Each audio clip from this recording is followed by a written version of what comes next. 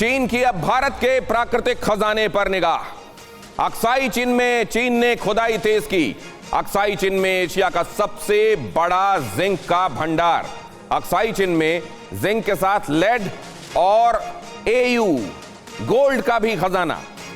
चीन ने अक्साई चीन को तिब्बत और शिनजियांग से जोड़ा। और अगली खबर यह है कि भारत से टेंशन के बीच चीन ने दिखाया अपना डेडली वेपन। चीन ने लॉन्च किया मानव रहित VT-5U light attack tank. Air show में चीन ने दिखाया अपना लाइट अटैक टैंक। LAC पर भी तैनात था चीन का इसी कैटेगरी का लाइट टैंक।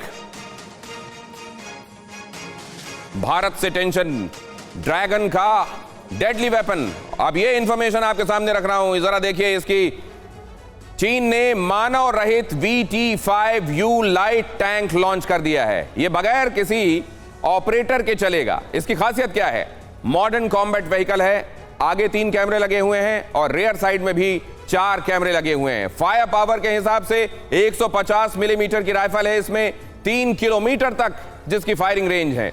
PLA की उम्मीदें क्या हैं? मानव रहित होने की वजह से PLA के बहुत काम आएगा। और कहां दिखा है ये? चीन ने जुहाई एयर शो में VT-5U लाइट टैंक को डेमोन्स्ट्रेट किया है। भारत को इससे तनाव क्या है? इसी कैटेगरी का VT-5 टैंक LAC पर तैनात था।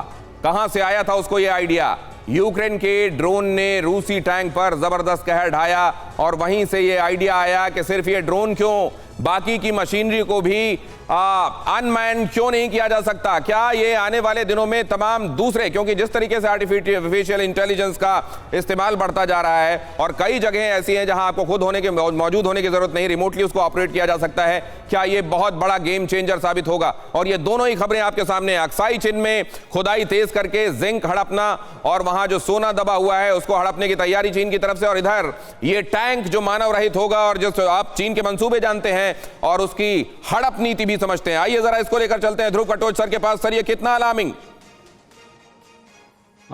देखिए, जहां तक अक्साई चीन में वो जो खुदाई कर रहे हैं, इस समय पर तो भारत उस विषय पर ऑब्जेक्शन तो करेगा ही, लेकिन मिलिट्री एक्शन या कोई इस प्रकार का एक्शन हमारी तरफ से नहीं होगा। वो कब्जा इस समय पर चीन के पूरे कंट्रोल पे है।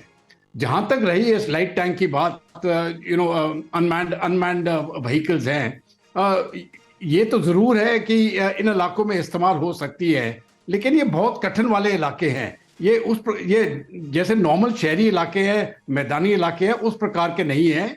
और मुझे लगता है कि इनकी यूटिलिटी यहाँ पर बहुत लिमिटेड होगी। ये उनके जो वो दावा करते हैं कि हमने 5th से आगे का अपना चेंगडू बना लिया, 5th जनरेशन से आगे का, उसकी भी तिब्बत के इलाके में ये कहा जाता है कि लिमिटेशंस हैं और इस तरीके के टेरेन में इस तरीके के जो व्हीकल्स हैं उनकी बहुत ही उपयोगिता नहीं। ध्रुव कटोच सर का ये ऑब्जर्वेशन